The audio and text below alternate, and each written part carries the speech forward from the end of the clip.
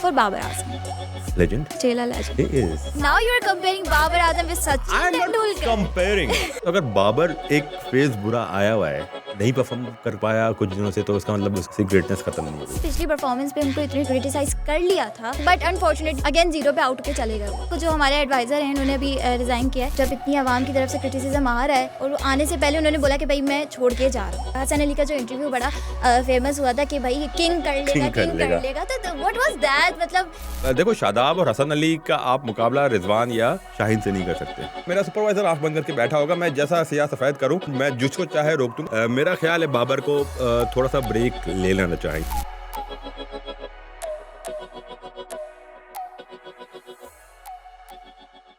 अस्सलाम वालेकुम, it's Arisha Shujauddin, you are watching over the wicket. Pakistan की गुज़िश्ता परफॉर्मेंस बांग्लादेश के खिलाफ जो टेस्ट मैच इन्होंने खेला है और बदतरीन शिकस्त का इन्हें सामना करना पड़ा है। बांग्लादेश ने पहली बार पाकिस्तान को टेस्ट मैच में हराया है।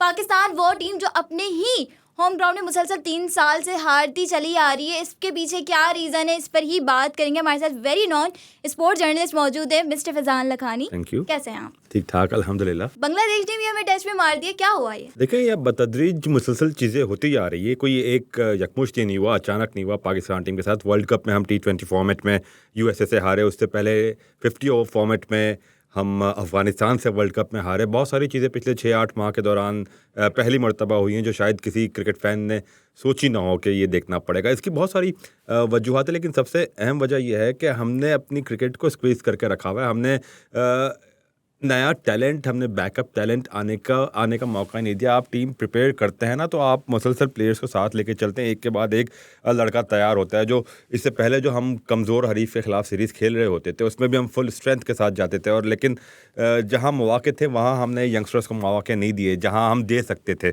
वहाँ हमने यंगस्टर्स को प्रिपेयर नहीं किया, और साइम अयूब को जाके हमने एक्सपोज किया एक ऐसी कंडीशन में जो बिल्कुल उसके लिए एलियन सी कंडीशन थी, जहाँ पहली मरतबा जाके वो खेला। आहिस्ता आहिस्ता चीज़ें कि हमने जो पिछले 4-5 साल की गलतियाँ थी, जो हम पिछले 4-5 साल के दौरान 1-2-3 खिलाड़ियों की इनफरादी ब्रिलियंस को आइडलाइज करते हुए कलेक्टिव एफर्ट्स को हम इग्नोर कर रहे थे कि हम कलेक्टिवली कितना इफेक्टिव हो रहे हैं, वो चीज़ें हम देख नहीं पा रहे थे, क्योंकि 1-2 लोगों की कारकर्दगी ऐसी ज़बरदस्त जा रही थी जिसकी वजह से टीम जीत रही थी। अब वो 1-2 प्लेयर्स या 3 प्लेयर्स जिनके इर्द गिर्द टीम घूम रही थी वो नहीं परफॉर्म कर पा रहे, या उनसे रन्स नहीं हो रहे, या उनसे विकेटें नहीं ली जा रही, तो टीम का तितर बितर हुआ है। तो हमने उन 2-3 प्लेयर्स के अलावा कहीं कुछ सोचा ही नहीं पिछले 3 सालों में, और उसका खमियाजा हम आज ये भुगत रहे कि हम बांग्लादेश से हम पहली मरतबा टेस्ट मैच हारे। और इससे ज़्यादा इबरतना क्या हो सकता है कि हम अपने होम ग्राउंड में हारे। पिछले 3 साल में पाकिस्तान और जिम्बाब्वे ये 2 टीमें हैं जो अपने होम ग्राउंड पे कोई टेस्ट मैच जीती हो। जिम्बाब्वे ने तो खैर 2 मैचेस ही खेले हैं तो उसका इतना नहीं आता, बट पाकिस्तान ने 9 टेस्ट मैचेस अपने होम ग्राउंड पे खेले, और 9 के 9 में नाकाम से मतलब फतह से महरूम रहा है। 5 में नाकाम हुआ है, 4 पाकिस्तान ने ड्रॉ किया। और जब आपको कोई टीम मुसलसल आपके होम ग्राउंड पे आके आपके ऊपर वॉक ओवर कर जाती है ना, तो फिर इसका मतलब ये है कि बहुत ये कहे कि प्रॉब्लमेटिक बातें हैं, और सर्जरी से ज़्यादा मेरे ख्याल से ऑर्गन रिप्लेसमेंट की तरफ आ गई ये कहानी। अगर हम स्पेशली बाबर आजम पे बात करें, क्योंकि जाहिर सी बात है बात अब उन पे इसलिए बनती है कि जब आप देखें ना पिछली परफॉर्मेंस पे उनको इतने क्रिटिसाइज़ कर लिया था, तो अब आपको पता है कि उनके पास चांस था, वो कुछ शायद करके दिखा सकते थे, बट अनफॉर्चुनेटली उन्होंने अगेन 0 पे आउट के चले गए। वो लोग ये भी कहते भाई ईगो हर्ट हुई होगी, शायद शान मसूद की जो कैप्टनसी है उसमें नहीं खेला जा रहा है इनसे।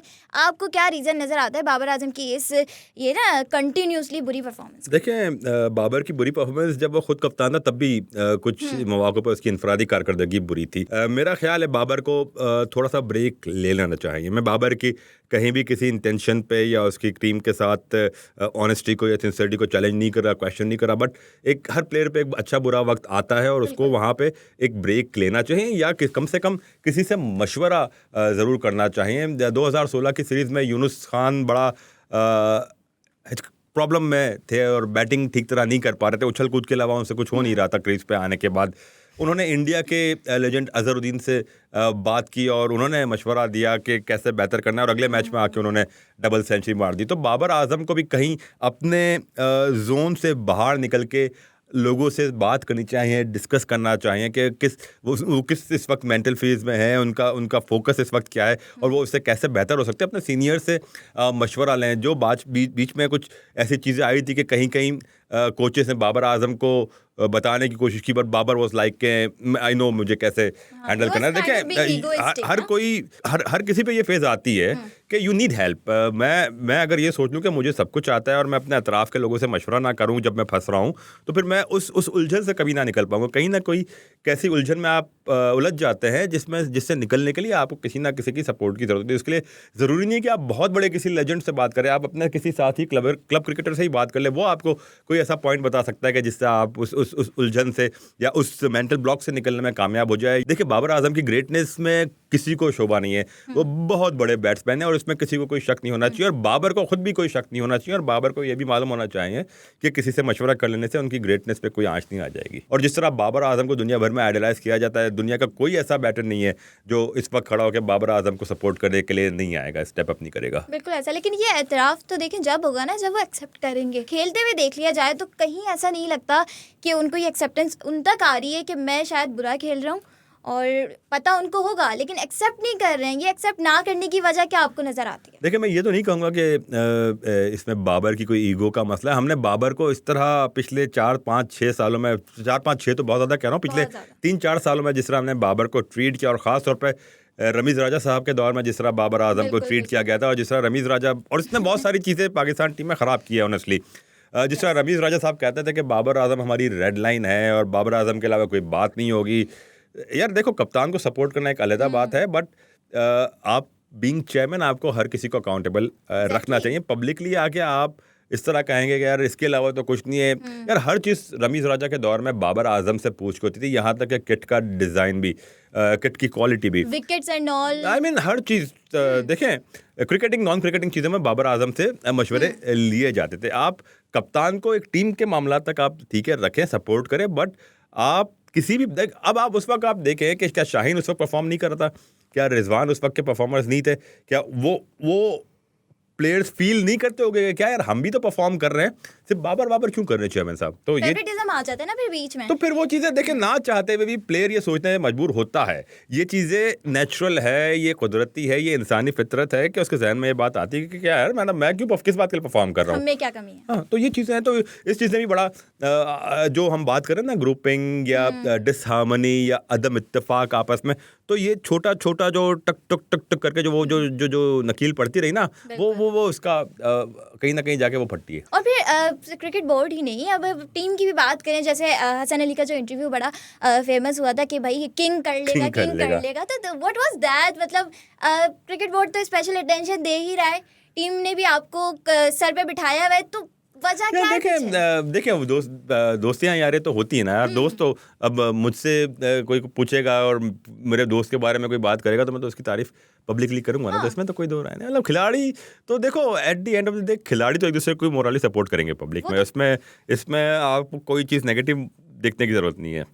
अगर हसन अली यहाँ कहता कि कौन किंग कैसा किंग, तो फिर एक सवाल की बात होती है। अगर हसन अली ये कह रहा है कि बाबर किंग है और कर लेगा, ठीक है यार, आई मीन दैट्स एक्सेप्टेबल। या शादाब ये कह रहा है कि यार वो बादशाह है हम उसके वजीर है, ठीक है, वो टीम का माहौल एक बना हुआ था। बट अगेन जब देखो शादाब और हसन अली का आप मुकाबला रिजवान या शाहीन से नहीं कर सकते। अहमद शहजाद की खास तौर पर यहाँ बात करूँगी।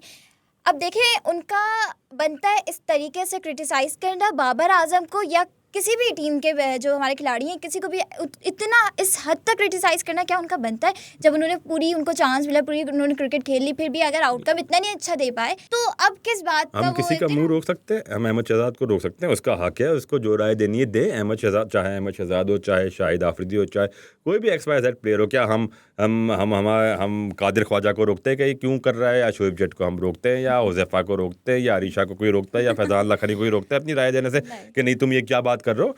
ठीक है, डिसएग्रीमेंट्स अपनी जगह होती है और डिसएग्रीमेंट पे डिबेट होती है, बट हम ये नहीं कह सकते कि यार क्या बात, क्यों इसको रोको, ये क्या बात है करें। ना, बोलने का हक, सोचने का हक और बात करने का हक सबको होना चाहिए। ठीक है, एग्रीमेंट डिसएग्रीमेंट आप अपनी जगह रखें। हाँ नहीं, रोकने का तो नहीं, लेकिन क्या आपको लगता है आप अग्री करते हैं जो? मैं उनसे एग्री करता नहीं हूँ, बट मेरा डिसएग्री करने का मकसद ये नहीं है कि मैं उनके बोलने के हक से इख्तिलाफ रखूँ। मैं उनकी बात से ज़रूर इख्तिलाफ रखता हूँ, बट मैं ये नहीं कह सकता कि उनको बोलने ना दिया जाए, वो ये बातें ना करें। उनको ये बातें करने का हक है, वो जो उनकी राय है उसको एक्सप्रेस करने का हक है। मैं उससे क्या नतीजा अक्स करता हूँ वो मेरा हक है, मैं उनसे डिसएग्री करता हूँ, ये मेरा हक है। अच्छा, कैप्टनसी की अगर मैं बात करूँ, जैसे शान ने जितनी भी टेस्ट मैच खेले अनफॉर्चुनेटली हारे हैं, हाँ, तो कैप्टनसी में तो अब देखें चांस इतना नहीं मिला, अभी टाइम इतना नहीं हुआ, लेकिन क्रिटिसिज्म चौथा ही मैच है अभी, आई मीन चौथा ही मैच है। देखो हमारे यहाँ तो हम बात बात पे क्रिटिसाइज करते हैं, हम किसी हाल हम खुश नहीं होते, हमें अप्रिशिएट। अब आप देखें ना, अरशद नदीम गोल्ड मेडल जीत के आया है और सब उसकी वाह कर रहे हैं, उसने 2 लोगों को इंटरव्यू नहीं दिए, या थोड़ा सा उस मौके पे वो थोड़ा सा उखड़ा हुआ था तो लोगों ने उसके खिलाफ प्रोपेगेंडा शुरू कर दिया। तो आई मीन हम किसी हाल में खुश नहीं होते, हमें अब आई छोड़े ना यार, अब मौका दें शान को भी थोड़ा सा। आई थिंक शान को इंग्लैंड की सीरीज तक तो भरपूर मौका दें, उसके बाद अकाउंटेबिलिटी, या कम से कम अब क्या WTC तो आपके हाथ से फाइनल तो निकल ही गया, आप ये साइकिल पूरा होने दें, फिर उसके बाद देखें अगर आपको कैप्टन रिप्लेस करना है तो। अच्छा, अभी एक और डिबेट भी चल रही है कि अबरार को टेस्ट मैच के स्क्वाड से निकाल के फिर शाहीन में क्यों खिला रहे हैं, तो यहाँ क्यों नहीं खिलाया गया? देखें यार, ये तो बड़ा ही एक मज़ाक़ फैसला था। मैं दुनिया में कहीं ऐसा नहीं होता कि आप टेस्ट मैच में रेगुलर स्पिनर को ना खिलाएं, उसके बाद भी आपने सलमान अली अगर से बॉलिंग करवाई ना, यानी आपको कहीं ना कहीं महसूस हो रहा था कि आपको स्पिनर चाहिए, तो आपने फुल टाइम स्पिनर क्यों नहीं खिलाया? तो ये सवाल तो है। पाकिस्तान टीम की जो बहरहाल सोच थी वो यही थी कि शायद मैच इतना लंबा ना चले, जो मौसम की प्रेडिक्शन थी उसकी वजह से वो चाह रहे थे कि फास्ट बॉलर से वो शायद थोड़े से ओवर कॉन्फिडेंट हो गए थे कि पाकिस्तान की जो पेस अटैक है वो ब्लो अवे कर जाएगी बांग्लादेश के सामने। बांग्लादेश को अंडर एस्टिमेट कर दिया था पाकिस्तान टीम मैनेजमेंट ने, लेकिन हुआ ये कि पाकिस्तानी की एवरेज जो पेस थी वो बांग्लादेश की एवरेज पेस से कम थी, तो हमारे तो फास्ट बॉलर से भी कुछ नहीं करके दिया। और जो तो मतलब ये बड़ी बड़ी गलतियां हम कर रहे हैं ना, जिसकी वजह से फिर हम ओवर कॉन्फिडेंट हो गए थे, थोड़े से कॉम्प्लेसेंट हो गए थे बांग्लादेश के खिलाफ पहले टेस्ट में। ओवर कॉन्फिडेंट हम यूएसए के साथ भी हो गए थे। हम कुछ टीमों के लिए ऑस्ट्रेलिया का टूर्स बड़ा मुश्किल होता है, कुछ टीमों के लिए सेना कंट्रीज़ के टूर्स बड़े मुश्किल होते हैं, कुछ सेना कंट्रीज़ की टीमों के लिए सब कॉन्टिनेंट के टूर्स बड़े मुश्किल होते हैं। पाकिस्तान टीम के लिए होम सीरीज़ें बड़ी मुश्किल हो गई हैं आजकल। अच्छा, एक और चीज़, जैसे BCCI secretary Jay Shah chairman elect हो गए ICC, क्या मुश्किलात आने वाली है? इलेक्ट नहीं हुए, सिलेक्ट हुए, अनअपोज्ड हुए। हमारे एक दोस्त हमारी सहाफती तंजीम के सदर हैं महमूद रियाज, वो भी अनअपोज्ड हुए थे, तो हम उनको छेड़ते थे कि यार तो अनअपोज्ड इलेक्ट नहीं होता, सिलेक्ट होता है। और हम उनको कहते थे आप तो मुंतखब नहीं हो, चुनतखब हो। तो यहाँ भी वही हुआ है। हाँ, तो जय शाह भी चुनतखब है, मुंतखब नहीं है। अनअपोज्ड आए हैं तो कोई और उनके मुकाबले में खड़ा नहीं हुआ। बट जय शाह का ICC में आना, मेरा ख्याल है शायद ICC चैंपियंस ट्रॉफी के पाकिस्तान में जो पाकिस्तान का जो कॉज है उसको हेल्प करेगा 2 वजह से। एक तो BCCI में जो सबसे पावरफुल बीजेपी का बंदा था वो हट गया BCCI से।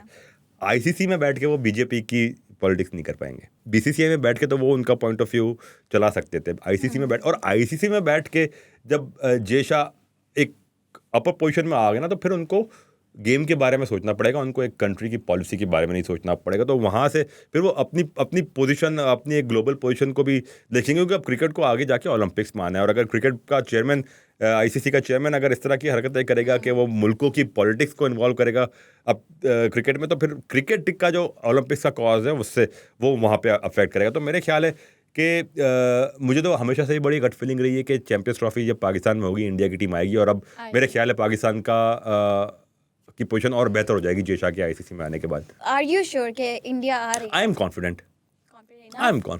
Not enough, but I have this feeling कि इंडिया आएगी। अच्छा, पाकिस्तान का तो आपने बताया कि पाकिस्तान को खास कोई मुश्किलात तो नहीं आएंगी, बल्कि एडवांटेज ही मिलेंगे। इंडिया की तरफ चलें। चलो। जब चलते हैं। अब इंडिया को क्या क्या एडवांटेजेस मिलेंगे ये बताएं। यार, इंडिया को ऑलरेडी बहुत ज़्यादा एडवांटेज है। जय शाह ना भी होता तो उसको बहुत ज़्यादा एडवांटेज है। एक मार्केट का बहुत बड़ा शेयर इंडिया का है, इसी वजह से रेवेन्यू का एक बहुत बड़ा चंक इंडिया को जाता है। तो सारी चीज़ें इंडिया को ऑलरेडी मिल रही है। बट आप देखें, जब आप ग्लोबल बॉडी पे होते हैं ना, तो फिर आप एक मुल्क का नहीं सोचते, और जब आप ग्लोबल बॉडी में रहते हुए सिर्फ एक ही मुल्क की बात कर रहे होते, तो फिर उस खेल का हाल वही होता है जो आजकल एमेचर बॉक्सिंग का हुआ है, कि उसमें अगर पाकिस्तान के अनवर चौधरी थे तो वो सिर्फ पाकिस्तानियों का ही सोचते थे, दीगर मुल्कों को साइडलाइन करते थे। तो उसके बाद रशियंस आए तो वो सिर्फ रशियंस का ही सोचते रहे और दीगर्स को टारगेट करते रहे। तो जब आपके जो इंटरनेशनल बॉडी का जो हेड होता है वो सिर्फ एक मुल्क का सोचता है या एक मुल्क के ख़िलाफ़ लगा हुआ होता है, तो फिर वहाँ स्पोर्ट डैमेज होता है, वहाँ उस कंट्री को या इतना ज़्यादा नुकसान नहीं होता या फ़ायदा नहीं होता, वो उस खेल को नुकसान पहुँचता है। तो जय शाह अगर किसी एक मुल्क के लिए एक्स्ट्रा, अपने मुल्क के लिए कुछ एक्स्ट्रा ऑर्डिनरी करने जाएंगे, फेवर्स, आउट ऑफ पे फेवर्स देने जाएंगे, म्यूचुअली डिसाइड फैसले नहीं करेंगे तो फिर इससे क्रिकेट का नुकसान होगा, गेम का नुकसान होगा। मेरा नहीं ख्याल कि जेशा इतनी मैच्योर हरकत करेंगे। क्रिकेट पे तो हमने बात कर ली, अपने बारे में कोई बात बताएं कि आपने जो स्पोर्ट जर्नलिज्म शुरू किया, ये कहा ये भी जाता है ना कि किसी प्लेयर को इन करवाना हो, किसी प्लेयर को आउट करवाना हो, कि एजेंडा चलाया जाता है, तो कितनी हकीकत है इस चीज़ में ये भी बताएं, क्योंकि ये कॉन्सेप्ट माइंड लोगों को लगता है। बात यह है कि मैं खबरें चला के, ट्वीट्स चला के कैसे सरफराज अहमद को टीम में करा सकता हूँ। लोग कहते हैं कि सरफराज के लिए कराची के जर्नलिस्ट सपोर्ट करते हैं या एजेंडा चला रहे होते हैं। ठीक है, हमने ट्वीट्स भी बहुत सारे हमारे दोस्तों ने किए, आ गया सरफराज टीम में क्या? नहीं ना। तो फिर हमने मीर हमजा के लिए कितनी ट्वीट्स की। मीर हमजा डिजर्व करता है, लेकिन क्या हमारी ट्वीट्स पे आ गया टीम में? नहीं ना। तो फिर कहाँ एजेंडा चल रहा है? एजेंडे पे कहाँ सिलेक्शन हो रही होती है? हम अपने पॉइंट ऑफ व्यू दे रहे होते हैं। और एक और चीज़ मैं यहाँ पे कहना चाहूँगा, अक्सर बात जो हमारे फैंस को लगता है कि हम कराची के लड़के, कराची के प्लेयर्स की बात करते हैं। देखिए, लाहौर के जर्नलिस्ट जो है ना, वो लाहौर के प्लेयर्स के बारे में या पंजाब के प्लेयर्स के बारे में ज़्यादा बात करेगा। जो पेशावर का जर्नलिस्ट होगा वो पेशावर के प्लेयर्स या केपी के प्लेयर्स के बारे में ज़्यादा बात करेगा। इसकी बुनियादी नेचुरल वजह यह है कि कराची का जो प्लेयर है ना, वो यार हमारे सामने ग्रो कर रहा है। हम उसको बचपन से कवर कर रहे होंगे। लाहौर का प्लेयर है हमारे सामने उसी वक्त आया होगा जब वो नेशनल सेटअप में आया होगा।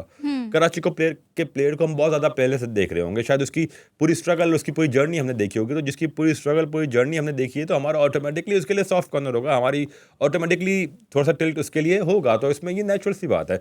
ऐसा नहीं है कि कोई ये कोई तासुब वाली बात है। एक नेचुरल लगाव एक हो जाता है। अगर सरफराज अहमद को मैं अंडर 16 के टाइम से कवर करता आ रहा हूँ और एक सॉफ्ट कॉर्नर मेरे दिल में सरफराज के लिए है, और मैं इस बात को मानता हूँ कि मेरे दिल में सरफराज के लिए बहुत सॉफ्ट कॉर्नर है। उसकी वजह सबसे ज़्यादा ये कि मैंने सरफराज की स्ट्रगल को, उसकी जर्नी को विटनेस किया है बहुत पहले से। हाँ, कराची के बाहर का एक प्लेयर है हारिस रऊफ, जिसकी जर्नी को मैंने विटनेस किया। उसकी वजह यह है कि कलंदर्स के साथ हम एसोसिएट रहे, तो उसकी पूरी जर्नी मैंने विटनेस की है। तो हारिस रऊफ के लिए भी मेरा बड़ा सॉफ्ट कॉर्नर है। उसकी वजह लाहौर, कलंदर या सरफराज कराचीआइट नहीं होना, उसकी वजह है कि मैंने ज़ाती तौर पर उन प्लेयर्स की जर्नी को विटनेस किया। मैंने उनको ज़ीरो से हीरो बनते देखा है। तो शायद ये चीज़ की वजह से बहुत ज़्यादा मैं उनके लिए फील करता हूँ। One word or one line, one sentence, anything for Babar Azam. Legend, he is still a legend. He is. उसकी कारकर्दगी है, परफॉर्मेंस है। अगर नहीं परफॉर्म कर पाया कुछ दिनों से, तो उसका मतलब उसकी ग्रेटनेस ख़त्म नहीं हो गई। सचिन तेंदुलकर ने भी बहुत ज़्यादा भारत के लिए खिदमत अंजाम दी है। डिक्लाइन उसकी ज़िंदगी में भी आया, तो जब डिक्लाइन आया तो क्या सचिन की ग्रेटनेस ख़त्म हो गई? अच्छा, विराट यानी लोगों को कम नहीं था। Now you are comparing Babar Azam with Sachin Tendulkar. I am not comparing, I am just giving an example. चलो ठीक है, आप सचिन को साइड पर रखें। इंजी के कैरियर के एंड में डिक्लाइन नहीं था? क्या उससे इंजी की ग्रेटनेस ख़त्म हुई? बिल्कुल नहीं। तो अगर बाबर के एक फेज बुरा आया हुआ है, 14, 15, 22 इनिंग अगर बुरी हो गई है उसकी, तो क्या उससे बाबर की अजमत, उसकी ग्रेटनेस, उसका गेम खत्म हो गया? You believe it's just a phase? I think it is just How a phase. long? He will come out of it. We are hoping. हाँ, I mean बाबर को बस थोड़ा सा यहाँ पे सोचने की ज़रूरत है और अपने जोन से बाहर आने की ज़रूरत है। अपने कंफर्ट जोन से बाहर आना पड़ेगा बाबर को, अपने बबल से बाहर निकलना होगा। बस इतना ही करना है बाबर को, और चीज़ें ऑटोमेटिकली सही हो जाएंगी। हाँ, you never know कितना वो struggle. The moment he realizes that he needs the support, he needs some help, he needs consultation, वो चीज़ें खुद ब खुद उसकी। अच्छा जी, बहुत शुक्रिया, बहुत अच्छा लगा Thank you. आपसे बात करके, और बहुत अच्छी आपने हमें बातें बताई। इसी के साथ अब हम इजाज़त लेंगे आज के प्रोग्राम से। मिलते हैं आपसे नेक्स्ट प्रोग्राम में। जब तक के लिए अल्लाह हाफ़िज़।